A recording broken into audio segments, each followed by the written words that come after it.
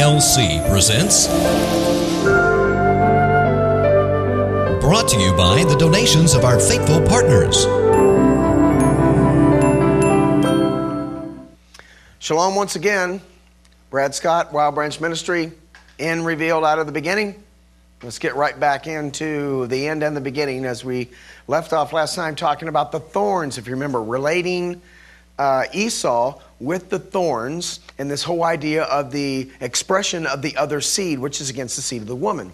And once again, it's not just the scriptures that are revealing this, but Jewish commentators and rabbinical literature, also understanding the scriptures, also see Esau and the Amalekites and so forth, the Hyksos, all as the thorns. And so the Father's given us a picture of these thorns from beginning to end. And we've been discussing several examples of these. That's one of the things that sprung up, if you remember, on the third soil in the parable of the sower. The thorns sprung up and so forth. This was the ramification of Adam when he was cast out of the garden. And this is what all of us face as we wander about the wilderness, if you will, having to fight the thorns and the thistles and the grass of the field and so forth, searching and looking for fruit, if you will, in the field. And so when we go into our New Testament, now that we've talked about in the book of Numbers and the book of Joshua, how when Israel went out into the land, when the wheats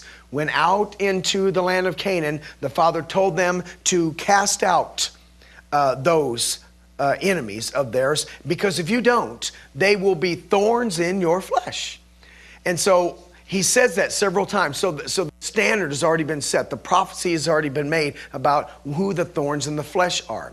Now when we get to the New Testament, you realize as we go through the narrative of the New Testament that when Paul, who I'm going to submit to you, used to be a thorn, if you will, before he. Why? Because he persecuted the believers, right? And that's the whole point of the thorns. So Paul, more than anyone else, would probably recognize the whole image of the whole thorn idea.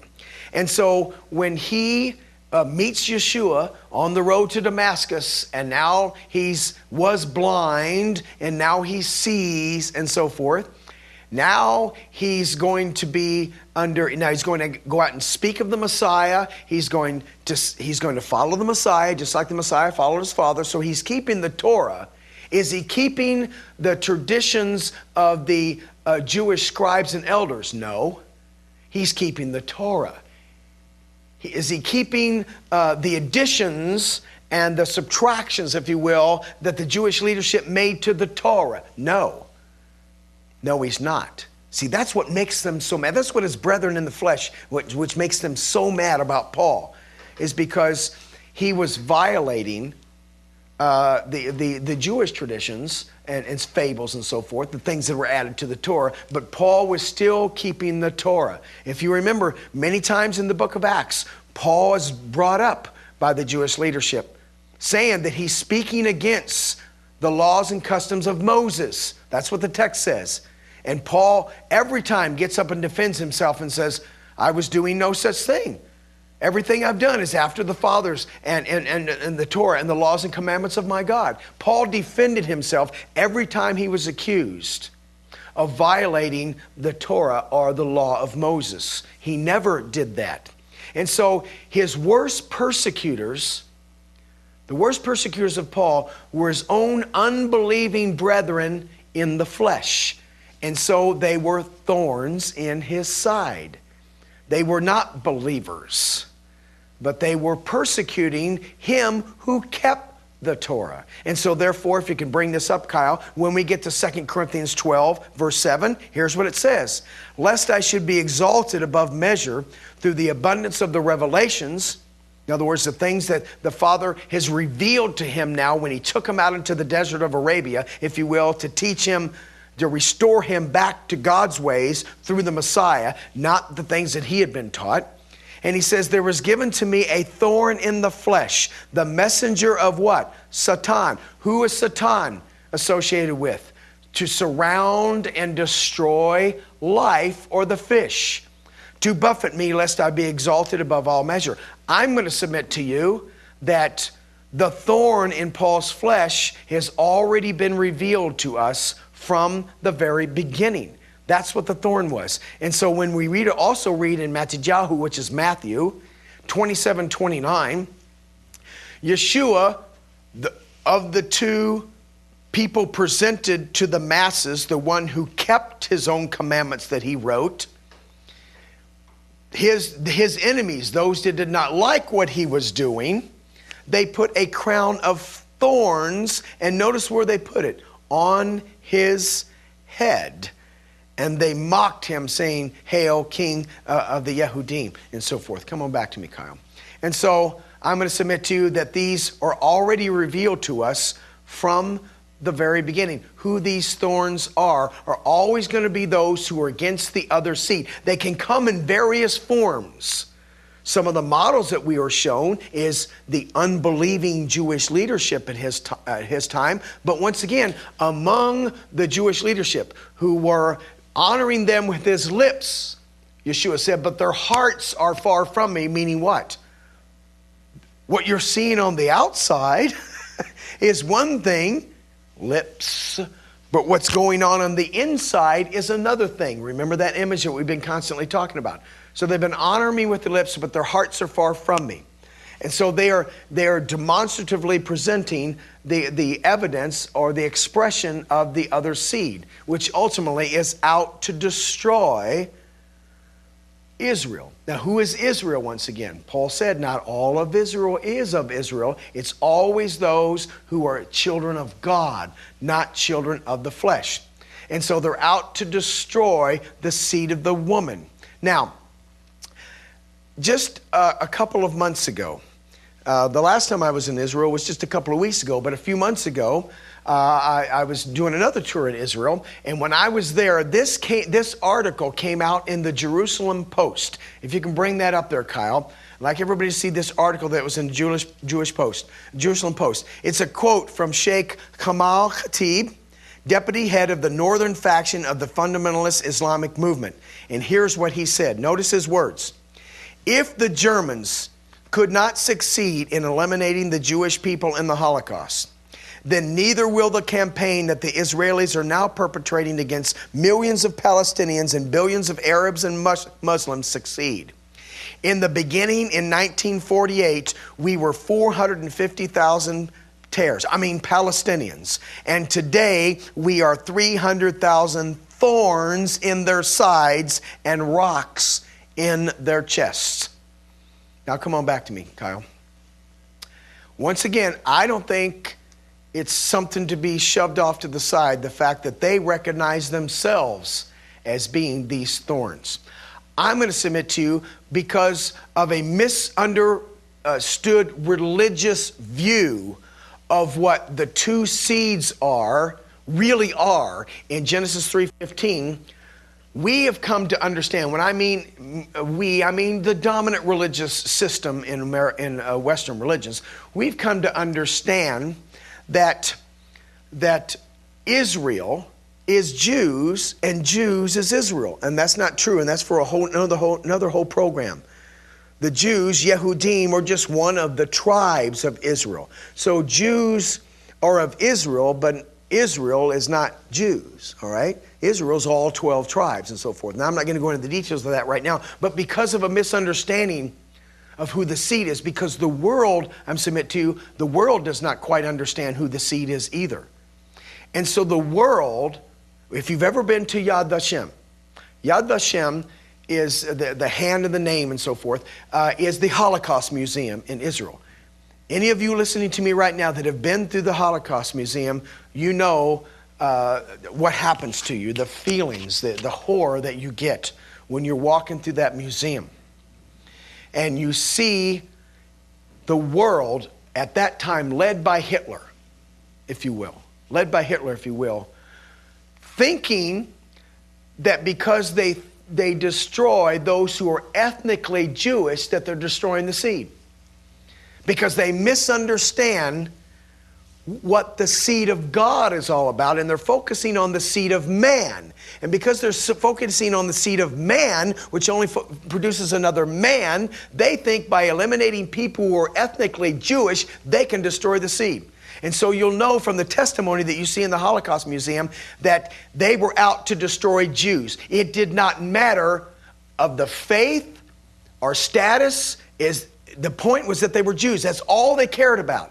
And you see that testimony when you go through the museum. It did not matter if they were loyal, if they were Jews loyal to Germany.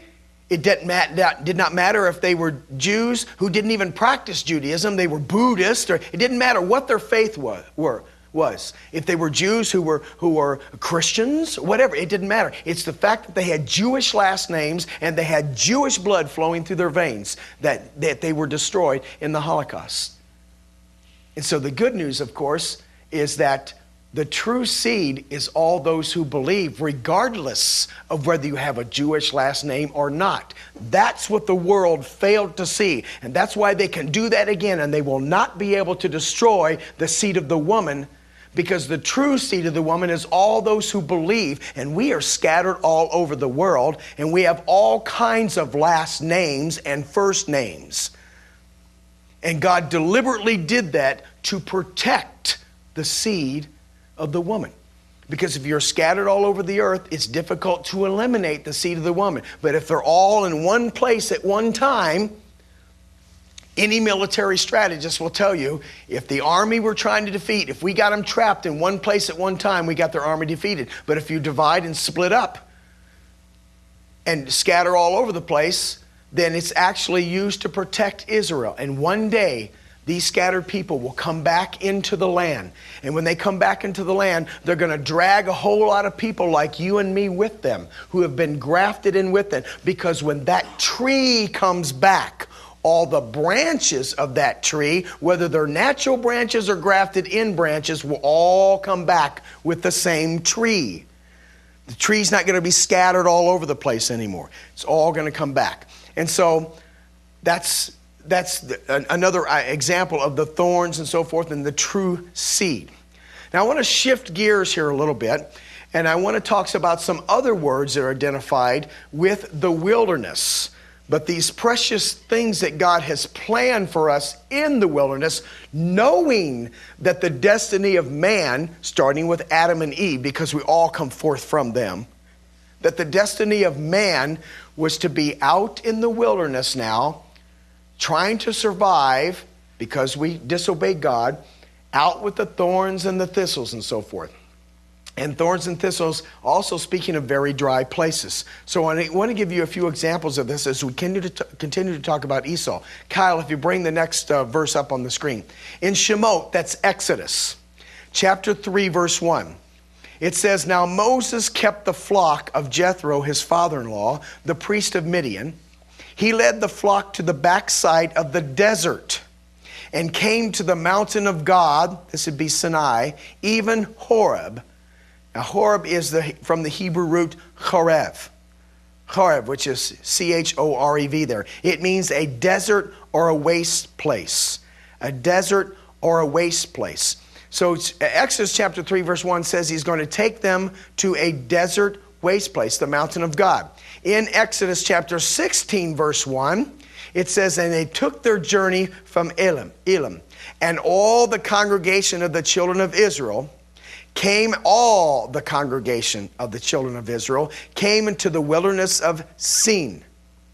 That word Sin there in Hebrew means a thorn, which is between Elim and Sinai, thorny. Now I want you to see on the screen the relationship between the wilderness of Sin, which is thorn, and Sinai, which means thorny, on the 15th day of the second month after departing out of the land of Egypt.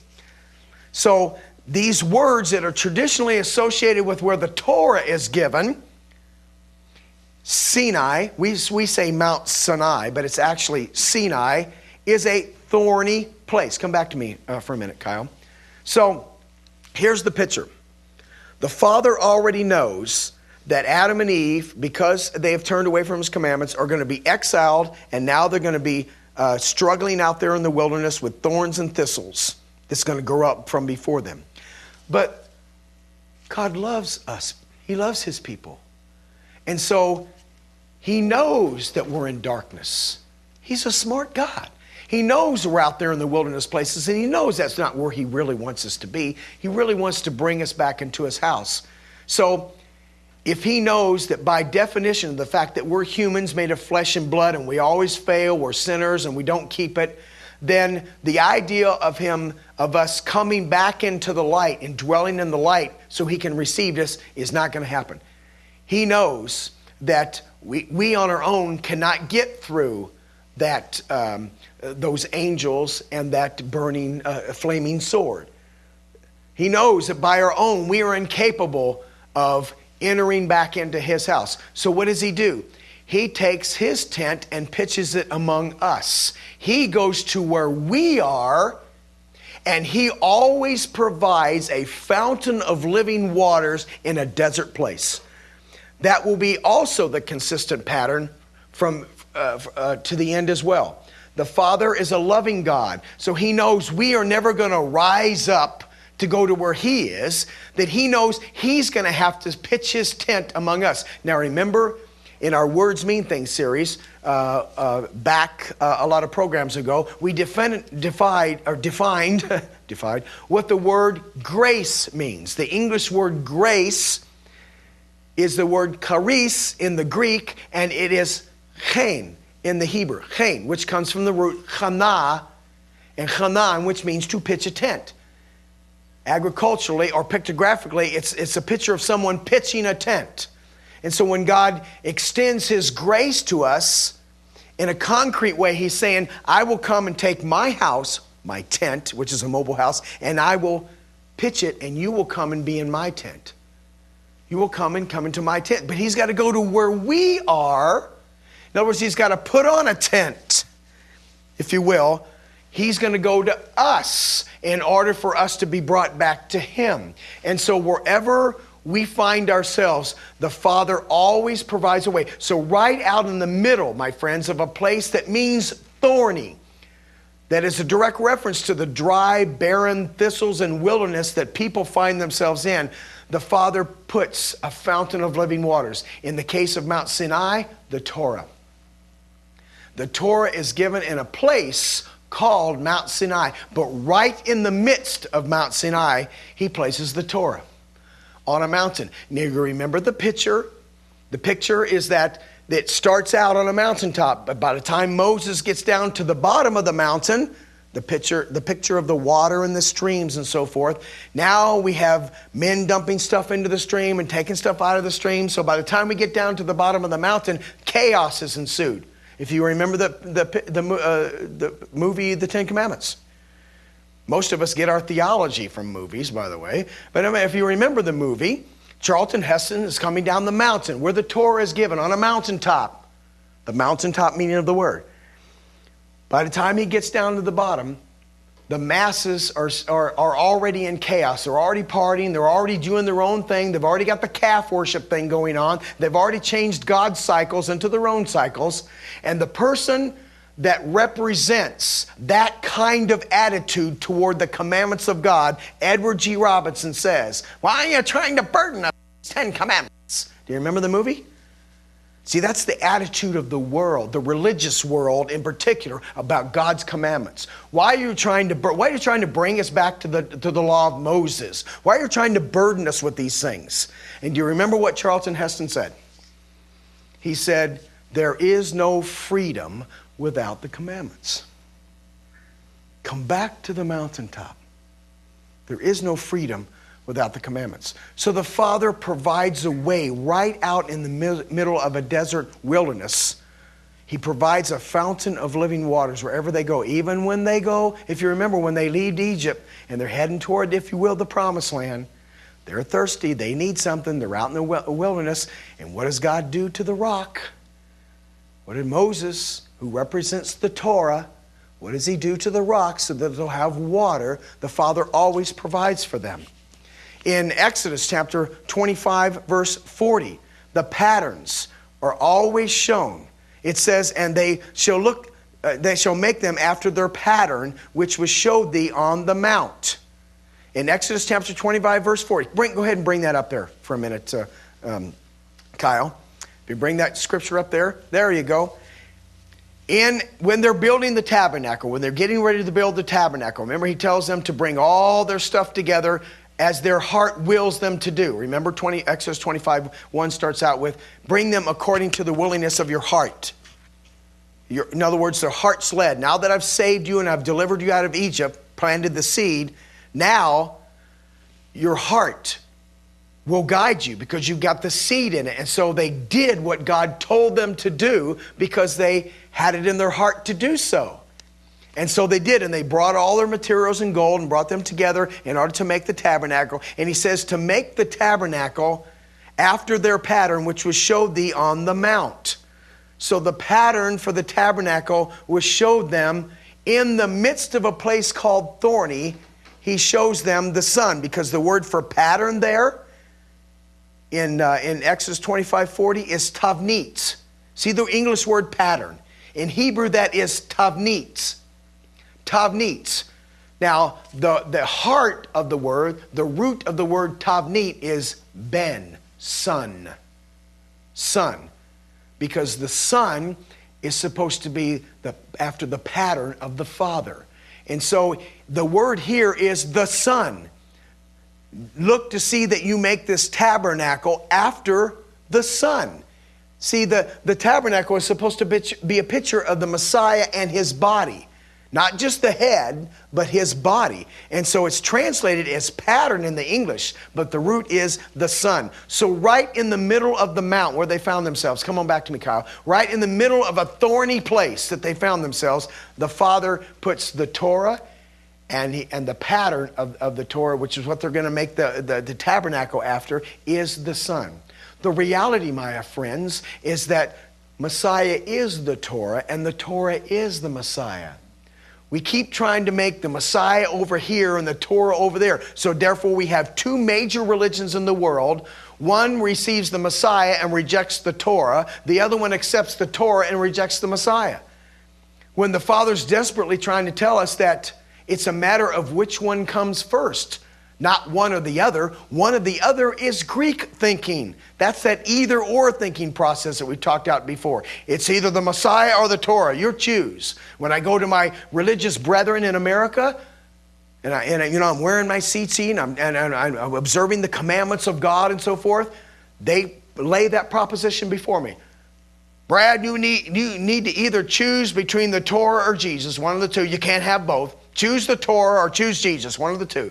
And then when I go to Israel, among the Israelis there, and I obey God in the same way over there as I do over here, they tell me the same thing. You either need to do this Jesus thing or do the Torah. You can't do both. I'm getting the same message from both sides of this Greek thinking process. When the reality is that the Word of God, the Torah, became flesh and dwelt among us, and you and I are grafted into the Torah. So it's not a matter of one or the other.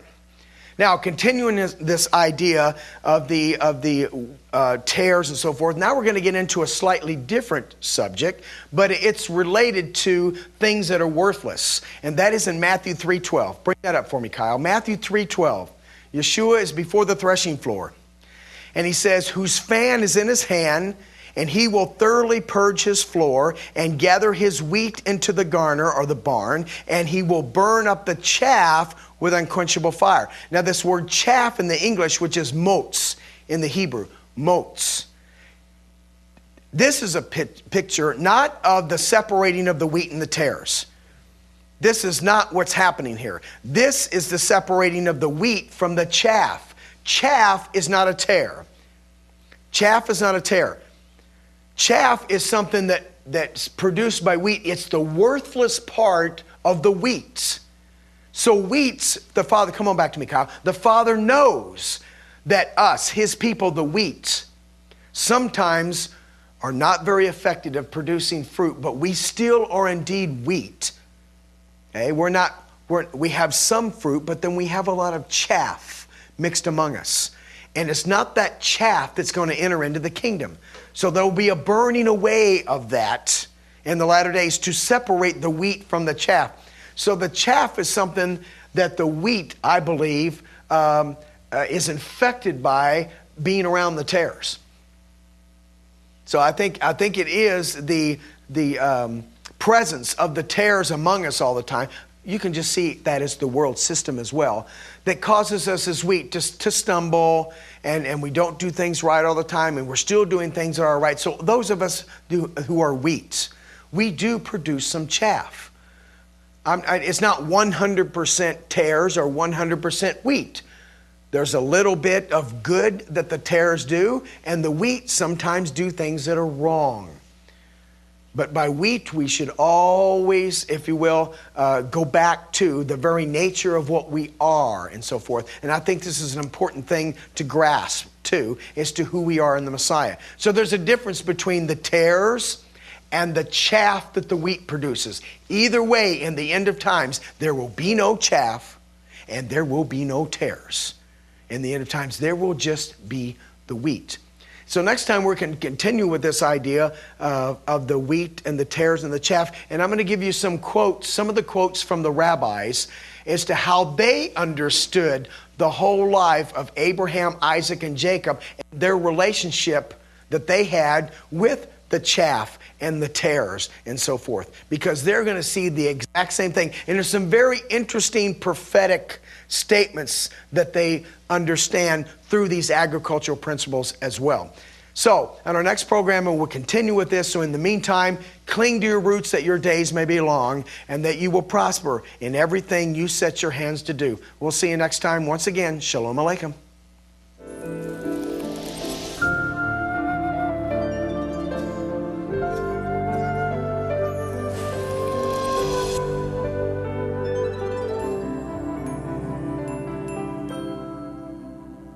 Shalom once again. This is Brad Scott with the Wild Branch Ministry, reminding you that the end is revealed right out of the beginning. And keeping in mind that if all truth from the New Testament and the Old Testament is all found embedded in the opening chapters of Genesis, and just knowing the dynamics of how this beautiful language of your Bible works will bring beautiful and wonderful treasures out of the field. And I'm going to submit to you that if you've gained any insight from some of these programs, if you've learned anything, if I've helped you in any way, I would ask you to contact us and let us know. We are the Wild Branch Ministry. We can be reached either by mail at the Wild Branch Ministry, which is at P.O. Box 97, Vernal, Utah 84078. You can contact us by phone at 435-789-3713. You can email me at brad@wildbranch.org as well. And of course, I ask you to continue to support Primetime Television and GLC, and you will be blessed, I guarantee it. Shalom, shalom. This program was produced by and for God's Learning Channel. If you enjoy this program, we need your support to keep this program on GLC. Please make your checks out to God's Learning Channel, P.O. Box 61,000, Midland, Texas 79711-1000. Please be sure to designate where your contribution is intended. It is very important to let GLC know which programs you enjoy and support.